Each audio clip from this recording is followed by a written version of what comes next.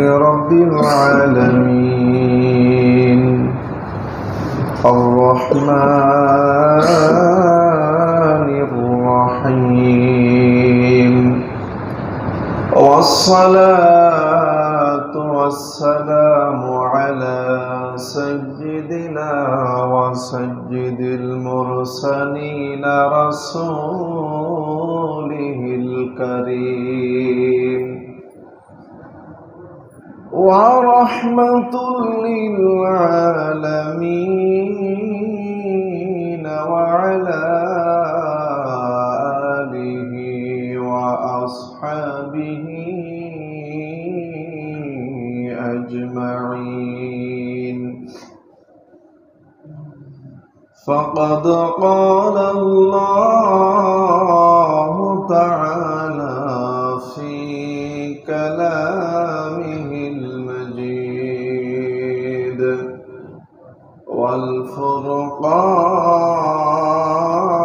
والفرقان الحميد.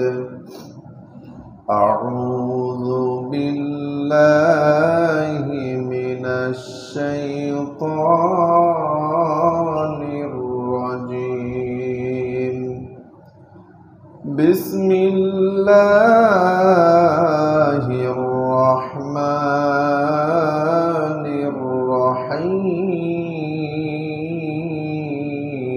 الرحيم. يا أيها الذين آمنوا أطيعوا الله وأطيعوا الرسول. أطيعوا الله وأطيعوا الرسول ولا تبطلوا أعمالكم. فقد قال الله تعالى: إن الله وملائكته يصلون على النبي يا أيها الذين آمنوا صلوا عليه وسلموا تسليما. اللهم صل على محمد وعلى آل محمد كما صليت على إبراهيم وعلى آل إبراهيم إنك حميد مجيد.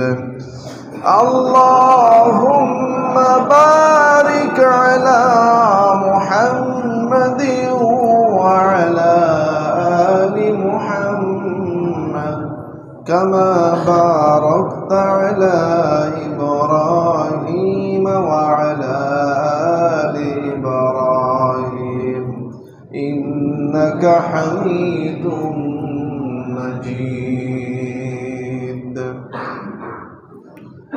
আলহামদুলিল্লাহ। প্রিয় উপস্থিতি, আমরা মহান রবের দরবারে শুকরিয়া আদায় করছি যে মহান মালিক পৃথিবীর সমস্ত কর্মকাণ্ড বন্ধ করে দিয়ে পবিত্র জুমার দিন, সপ্তাহের শ্রেষ্ঠ দিন জুমার নামাজের উদ্দেশ্যে যার যার বাড়ি থেকে পবিত্রতা অর্জন করে মসজিদে আসা, জুমার নামাজ অপেক্ষায় বসে থাকা, যে সময়টুকু আমরা নামাজের আগে পেয়েছি খুতবার জন্য কোরআন হাদিস থেকে কিছু কথা বলার ও শোনার যে মহান মালিক আমাদেরকে সুযোগ করে দিলেন, এজন্য আমরা আল্লাহ সুবহানাহু ওয়া তাআলার দরবারে সকলেই শুকরিয়া আদায় করছি। আমরা সকলে বলছি আলহামদুলিল্লাহ। আমরা সকলে রাসূলের প্রতি দরুদ পড়ি, সকলে বলি সাল্লাল্লাহু আলাইহি ওয়াসাল্লাম। উপস্থিতি, আমরা আজকে জুমার আলোচনার উদ্দেশ্যে পবিত্র কুরআনুল কারীমের সিরিয়ালের দিক দিয়ে ৪৭ নম্বর সূরা সূরাতুল মুহাম্মদ, এই সূরার ৩৩ নম্বর আয়াত তেলাওয়াত করেছি। আল্লাহ সুবহানাহু ওয়া তাআলা তৌফিক দান করলে এই আয়াত কেন্দ্রিক আলোচনা করে আজকের জুমার সংক্ষিপ্ত আলোচনা আমরা শেষ করব ইনশাআল্লাহ। প্রিয় উপস্থিতি, আমরা গত জুমায় আজকের জুমার আলোচনার বিষয় জানিয়ে দিয়েছিলাম। আমরা গত জুমায় শুনছিলাম রাসূল করিম সাল্লাল্লাহু আলাইহি ওয়াসাল্লামের মর্যাদা ও তার প্রতি আমাদের কেমন ভালোবাসা থাকা দরকার।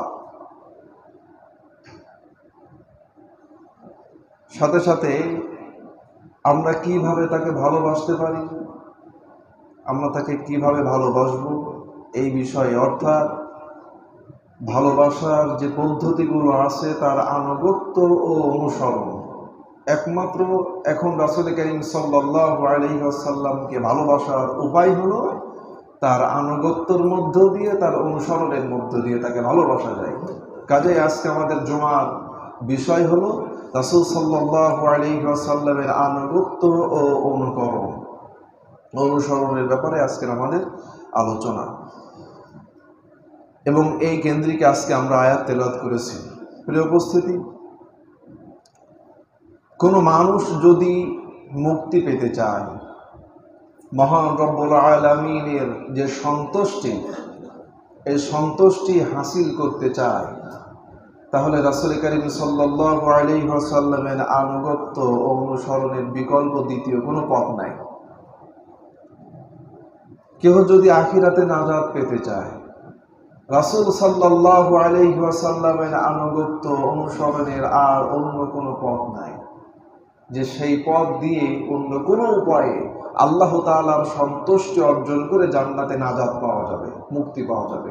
আর কোনো পথ নাই, একটাই পথ, রাসূল সাল্লাল্লাহু আলাইহি ওয়াসাল্লামের আনুগত্য। এর উপরেই সম্ভব আখিরাতের মুক্তি। কাজেই মুমিনদের দায়িত্ব হলো জীবনের সকল ক্ষেত্রে, জীবনের যত দিক আছে, যত বিভাগ আছে, জীবনের সব জায়গায় আনুগত্য হবে, অনুসরণ হবে একমাত্র আল্লাহ তাআলার, পরে রাসূল করিম সাল্লাল্লাহু আলাইহি ওয়াসাল্লামের। সব ক্ষেত্রে, জীবনের সকল ক্ষেত্রে সর্বাধিকভাবে আনুগত্য করতে হবে রাসূল করিম সাল্লাল্লাহু আলাইহি ওয়াসাল্লামকে। কেননা আল্লাহ সুবহানাহু ওয়া তাআলা বলেন, ওয়া আতিউল্লাহ ওয়া রাসূলাহু ইন কুনতুম মুমিনিন, তোমরা আল্লাহ ও তার রাসূলের আনুগত্য করো যদি তোমরা মুমিন হয়ে থাকো। যদি তোমরা মুমিন হয়ে থাকো তাহলে তোমরা আল্লাহ ও তার রাসূলের আনুগত্য করো। প্রিয় উপস্থিতি, আর রাসূল করিম সাল্লাল্লাহু আলাইহি ওয়াসাল্লাম বলেন, আমার আনুগত্য করা মানেই হলো আল্লাহ তাআলার আনুগত্য করা। তাহলে আমরা রাসূল সাল্লাল্লাহু আলাইহি ওয়াসাল্লামের আনুগত্য করলেই সেটা আল্লাহ তাআলার আনুগত্য হয়ে যায়। এজন্যে আমরা যদি মুমিন হয়ে থাকি তাহলে আমাদের উচিত যে সবার রাসূল করিম সাল্লাল্লাহু আলাইহি ওয়াসাল্লামের যে আনুগত্য, যে হুকুম, এটা মান্য করা। জীবনের সকল ক্ষেত্রে, সব জায়গায়, যত জায়গা আছে, যদি মুক্তি পেতে চায়, নাজাত পেতে চায়, সব জায়গায় একমাত্র আনুগত্য হবে রাসূল করিম সাল্লাল্লাহু আলাইহি ওয়াসাল্লামের। প্রিয় উপস্থিতি, এরপরে আল্লাহ সুবহানাহু ওয়া তাআলা বলেন, ইয়া আইয়ুহাল্লাযীনা আমানু আতিউল্লাহ ওয়া আতিউর রাসূল, হে ঈমানদারেরা, তোমরা যারা ঈমান এনেছো। আমরা এখানে যারা আছি আমরা সকলে ঈমানদার, কেননা আমরা আল্লাহ সুবহানাহু ওয়া তাআলাকে বিশ্বাস করেছি। যে সমস্ত কিতাব, যে সমস্ত নবী রাসূল, আখিরাতের যত বিষয় আছে, জান্নাত, জাহান্নাম, ফেরেশতা, আল্লাহ তাআলার বিশেষ বাহিনী, সব কিছুর উপরে আমরা বিশ্বাস স্থাপন করেছি। পাশাপাশি আমরা তাকদীরের উপরেও বিশ্বাস স্থাপন করেছি। আর যারা এই সমস্ত বিষয়ের উপর বিশ্বাস স্থাপন করবে তারা হলো ঈমানদার। কাজে আমরা এখানে যারা আছি আমরা সবাই ঈমানদার। সম্মানিত হাজিরিন, আল্লাহ সুবহানাহু ওয়া তাআলা এই সমস্ত ঈমানদারদেরকে ডেকে বলছেন, ইয়া আইয়ুহাল্লাযীনা আমানু, ও ঈমানদারেরা, আতিউল্লাহ ওয়া আতিউর রাসূল, তোমরা আল্লাহ ও তার রাসূলের আনুগত্য করো, আল্লাহর আনুগত্য করবে, ওয়া আতিউর রাসূলা, এবং রাসূলের আনুগত্য করবে, ওয়ালা তুবতিলু আমালাকুম, খবরদার তোমরা ওয়ালা তুবতিলু, তোমাদের আমলগুলি নষ্ট করে দিও না। যদি আল্লাহ তার রাসূলের আনুগত্য না থাকে তাহলে তোমাদের যত আমল আছে সমস্ত আমলগুলি নষ্ট হয়ে যাবে, কোনো আমল ঠিক থাকবে না।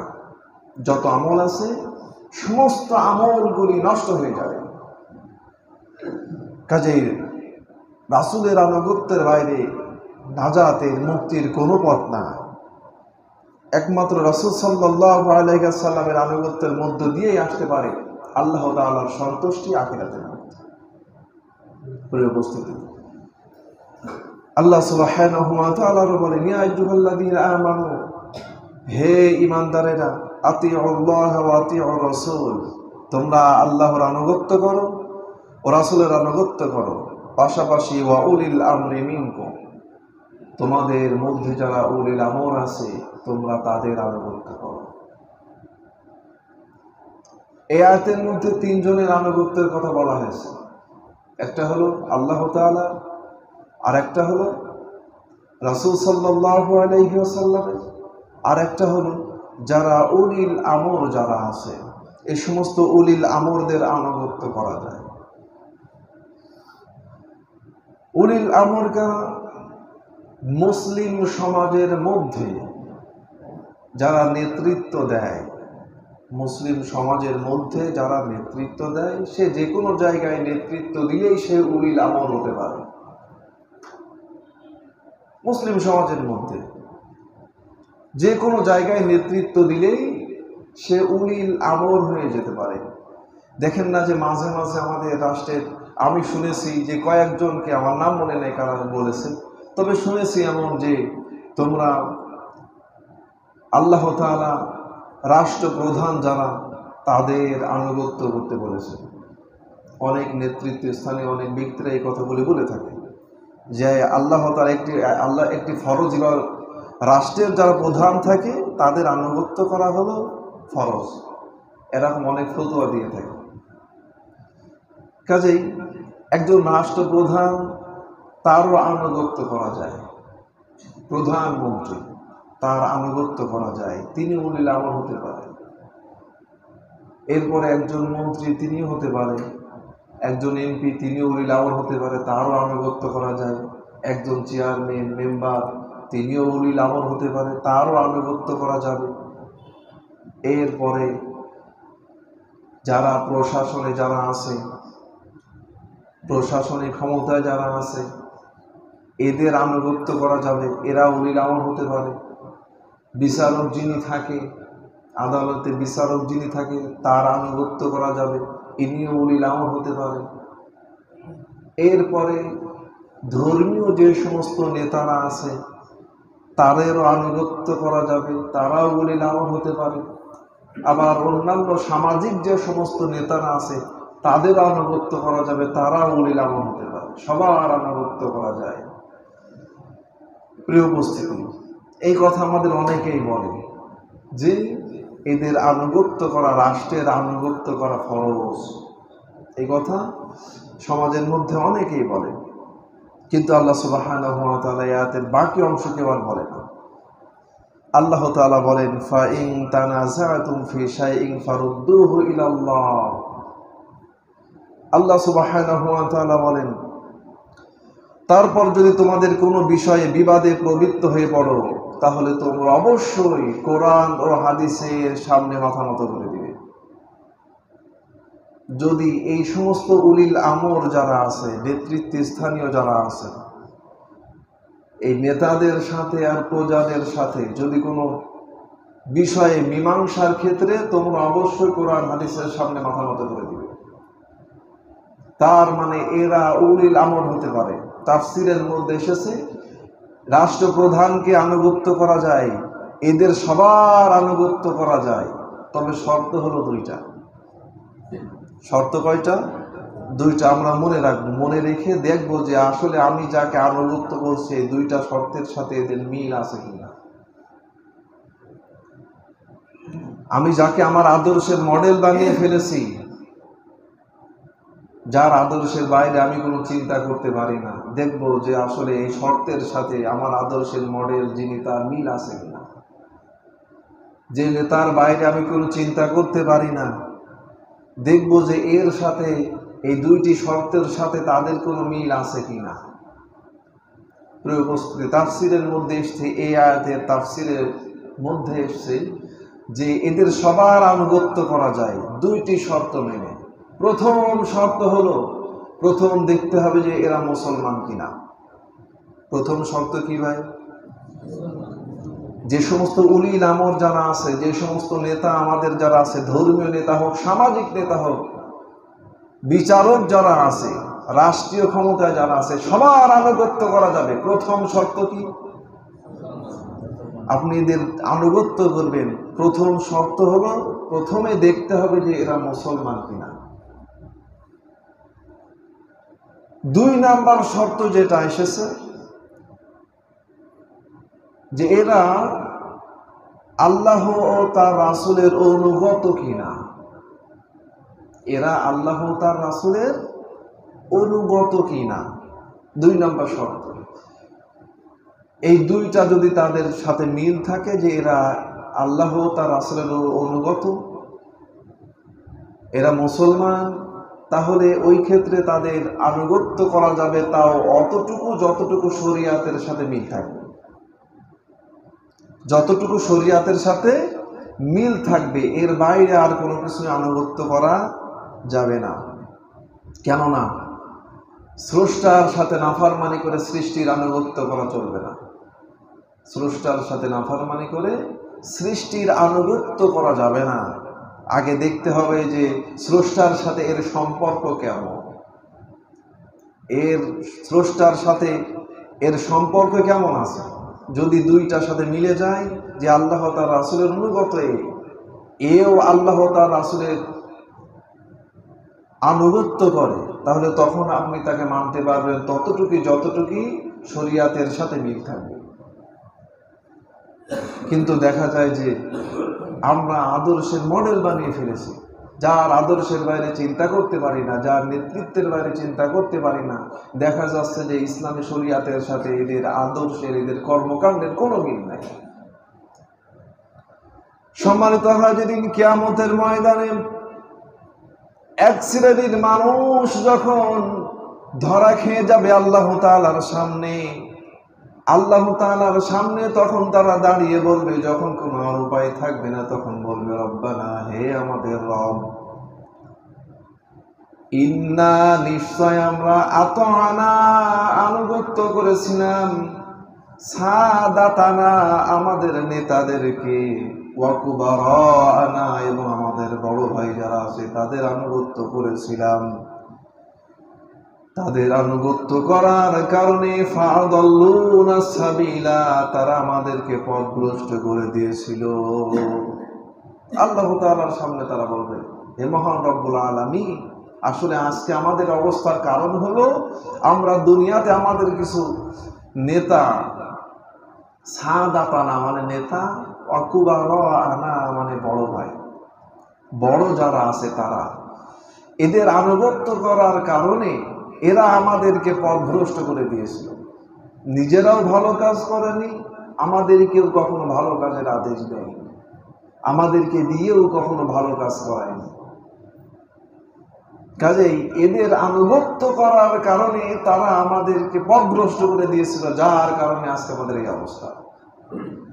রব্বানা আতিহিম দিউফাইনি মিনাল আযাব, হে আমাদের রব, আতিহিম, আপনি তাদেরকে দিন, দিউফাইনি মিনাল আযাব, দ্বিগুণ শাস্তি, ওয়ালআনহুম লা'নান কাবীরা, এবং আপনার পক্ষ থেকে সর্বোচ্চ লানত তাদের উপরে আপনি অবতীর্ণ করুন।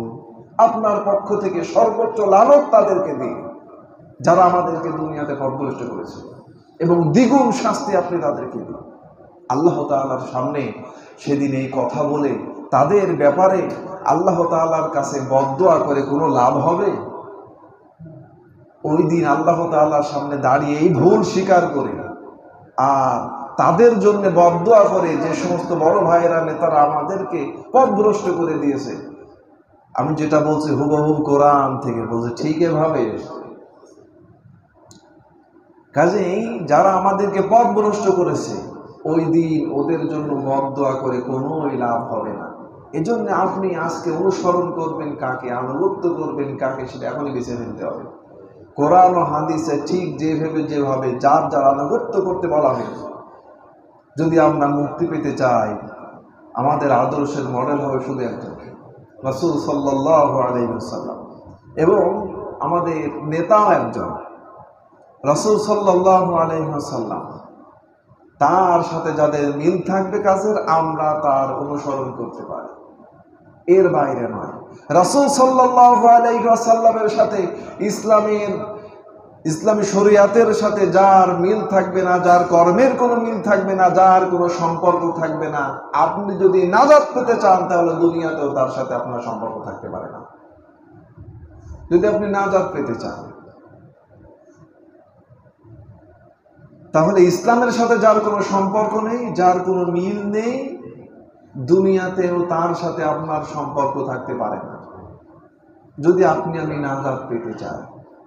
এজন্য পরবর্তীতে অর্থাৎ আখিরাতে চিন্তা ভাবনা করার বা আখিরাতে আনুগত্য করার কোনো মূল্য থাকবে না। যা করতে হবে সব এই জায়গায়। ভুল বুঝে দ্বিতীয়বার এসে আর ইনভেস্ট করার কোনো সুযোগ থাকবে না এই ব্যবসায়। একবারে ইনভেস্ট, একবারে শেষ, লাভ লস এখানেই শেষ। এই জন্য যা করতে হবে সিদ্ধান্ত নিতে হবে এখানে। প্রিয় উপস্থিতি, এই জন্য যারা আমাদেরকে ভালো কাজের আদেশ দেয় না, যারা আমাদেরকে পথভ্রষ্ট করে দেয়, যাদের মধ্যে ইসলামের কোনো কিছু নাই, ইসলামের সাথে যাদের কোনো সম্পর্ক নাই, তারা আমাদের কুবারা আনা বড় ভাই হতে পারে না, তারা আমাদের নেতা হতে পারে না। কারণ আমরা মুসলিম, আমরা আনুগত্য করি আল্লাহ তার রাসূলের। এই জন্য আমাদের উলিল আমর তারাই, যারা মুসলমান এবং আল্লাহ তার রাসূলের আনুগত্য করে, তারাই হলো আমাদের উলিল আমর।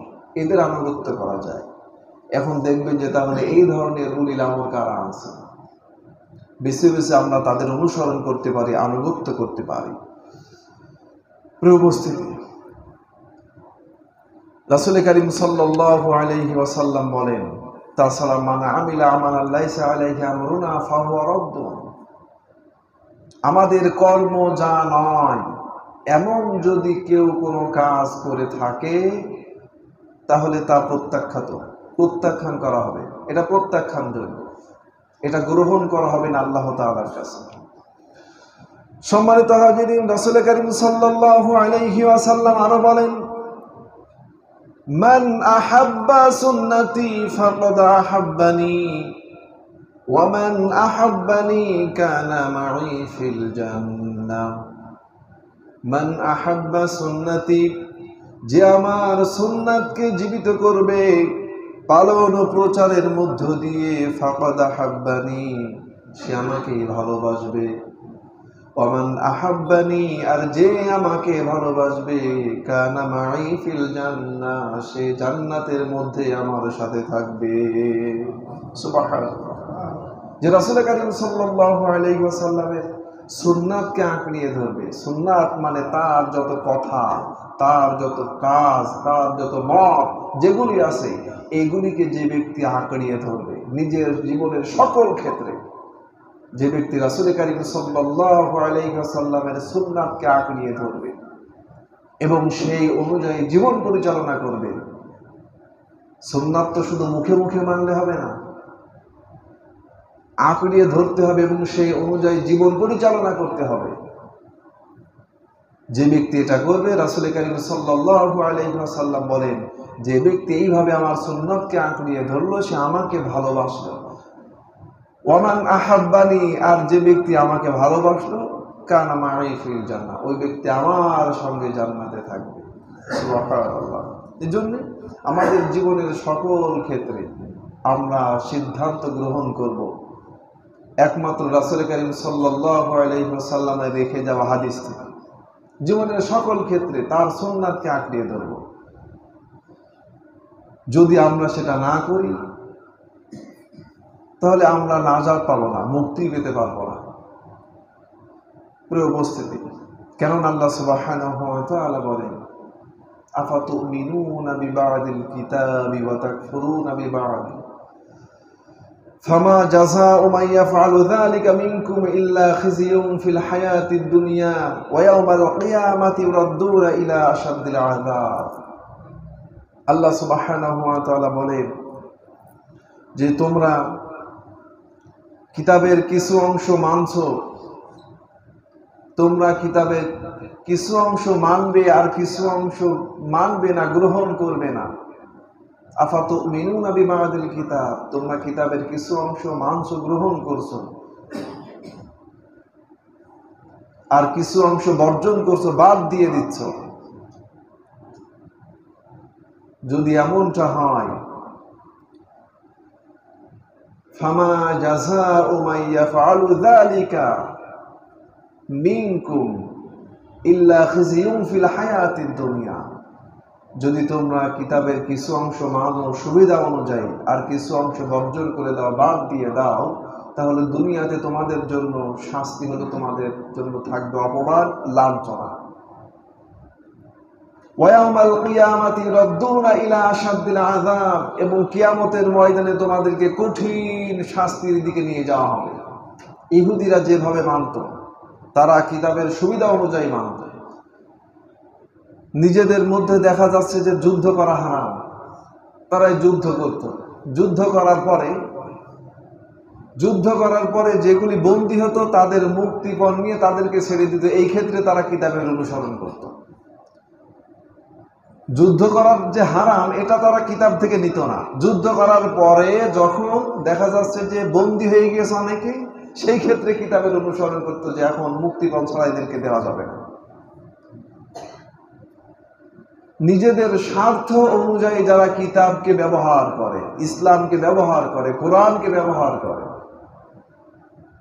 মসজিদের মধ্যে মানব আর মসজিদের বাইরে আর দরকার নেই, এটা আল্লাহ তাআলা রাসূলের আনুগত্য হলো না।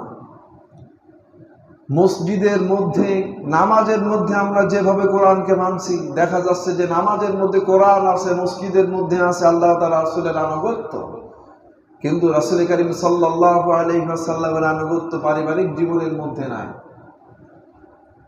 মসজিদের জীবনে আছে, সামাজিক জীবনে নাই,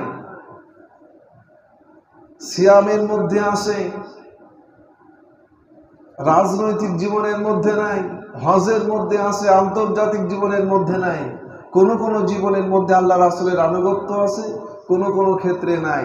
আল্লাহ সুবহানাহু ওয়া তাআলা বলেন, ইয়া আইয়ুহাল্লাযীনা আমানু দুখুলু ফিস সিলমি কাফা, হে ঈমানদারেরা, তোমরা ইসলামের মধ্যে পরিপূর্ণভাবে প্রবেশ করো। কিছু অংশ মানবে আর কিছু অংশ বর্জন করবে, তা হবে না। যে ব্যক্তি নিজেকে মুমিন বলে দাবি করলো, মুসলমান বলে দাবি করলো, এর ব্যক্তিগত আর কোনো স্বাধীনতা থাকতে পারবে না, ব্যক্তিগত কোনো স্বাধীনতা থাকতে পারবে না। ঠিক আল্লাহ তার রাসূল যেভাবে দেখিয়ে দিয়ে গিয়েছেন, যে কাজ যেভাবে করতে বলেছেন, এর বাইরে সে কিচ্ছু করতে পারবে না। সে নিজের ইচ্ছা হলো কিছু মানবে আর নিজের ইচ্ছা হবে কিছু মানবে না, এটা হবে না। আল্লাহ সুবহানাহু ওয়া তাআলা বলেন, এমনটা যারা করবে, নিজেদের ইচ্ছা মতো ইসলামকে মানবে, কিছু কিছু জায়গায় মানবে, কিছু কিছু জায়গায় মানবে না, এমনটা যারা করবে, উলাইকাল্লাযীনা ইশতারাবুল হায়াতাদ দুনিয়া বিল আখিরাহ, আল্লাহ সুবহানাহু ওয়া তাআলা বলেন, মূলত এই লোকগুলোই আখিরাতের বিনিময়ে তারা দুনিয়াকে ক্রয় করে নিয়েছে, দুনিয়াকে কিনে নিয়েছে। কেননা তারা দুনিয়ার সুবিধা অনুযায়ী কোরআনকে মানছে, দুনিয়ার স্বার্থ অনুযায়ী তারা কিতাবকে ব্যবহার করছে, কোরআনকে তারা মানছে দুনিয়ার স্বার্থ অনুযায়ী। দুনিয়ার স্বার্থ অনুযায়ী তারা কিতাবকে মানছে, ইসলামকে মানছে। এর মানেই হলো তারা আখিরাতের বিনিময়ে দুনিয়াটাকে ক্রয় করে নিয়েছে। নামাজও পড়ছে, নামাজেও আছে, আবার দেখা যাচ্ছে সমানে সুদ ভিত্তিক বিভিন্ন জায়গায় বিভিন্ন প্রতিষ্ঠানে টাকা রেখে মাসে মাসে লাভও তুলে তুলে খাচ্ছে। আল্লাহর কসম, ইবাদত বলতে যত কিছু আছে একটা ইবাদত কবুল হবে না। যারা নামাজ পড়ছে 100 বার হজ করলেও একটা হজও কবুল হবে না।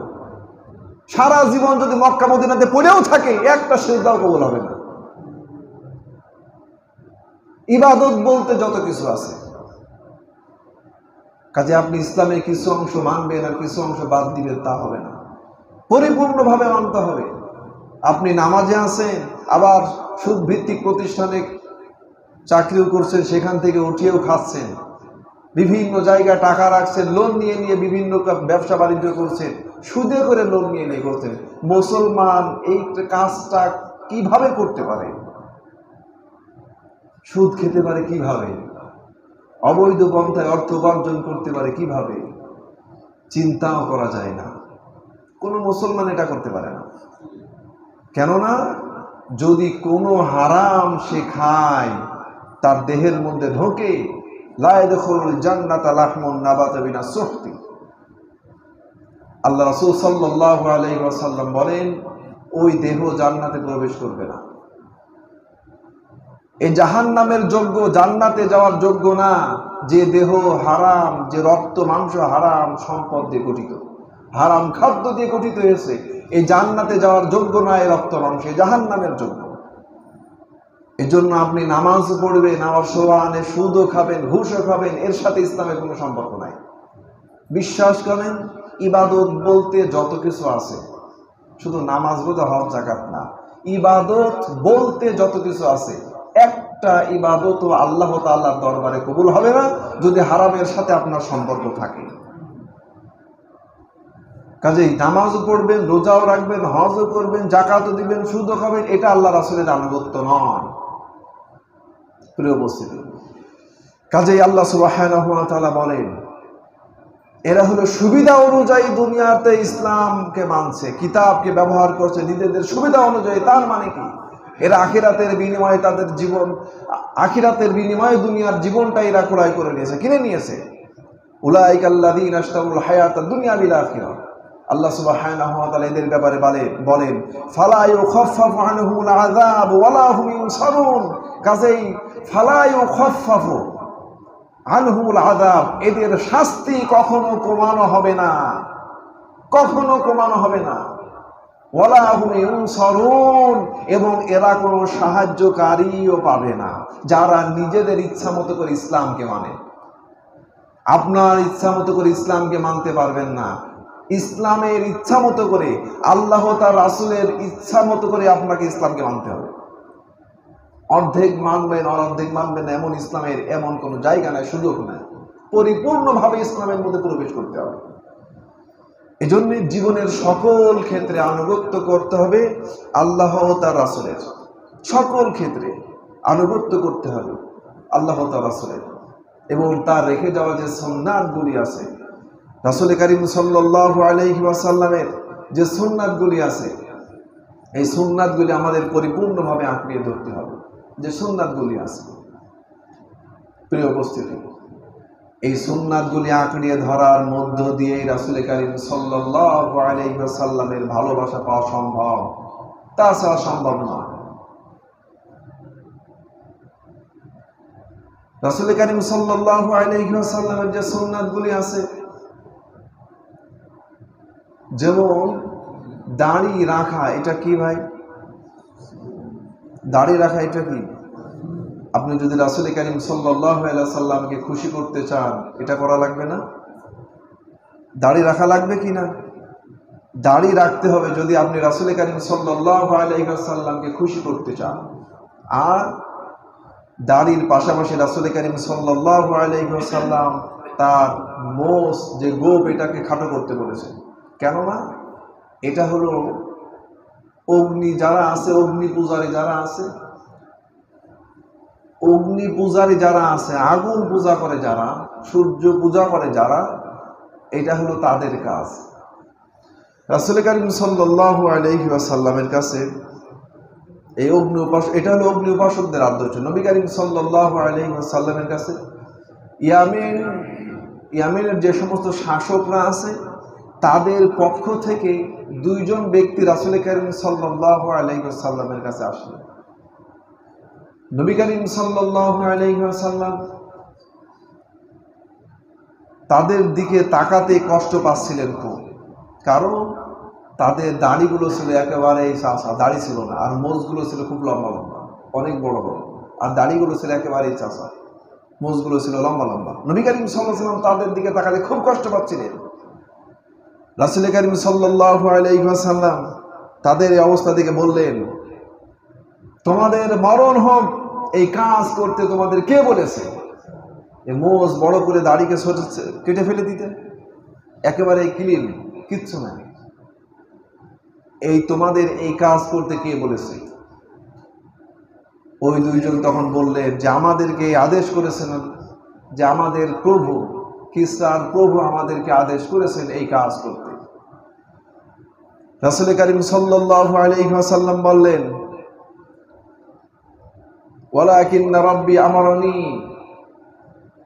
ওয়ালাকিন্না রাব্বি আমারনি বিইফানি লিয়াহইয়াতি ওয়া কসি শারিবি।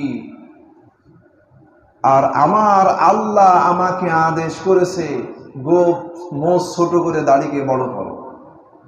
তোমাদের প্রভু তোমাকে ওই আদেশ করেছে, আর আমার আল্লাহ আমাদেরকে আদেশ করেছে দাড়িকে ছেড়ে বড় করে দিয়ে গোপকে ছোট করে দাও।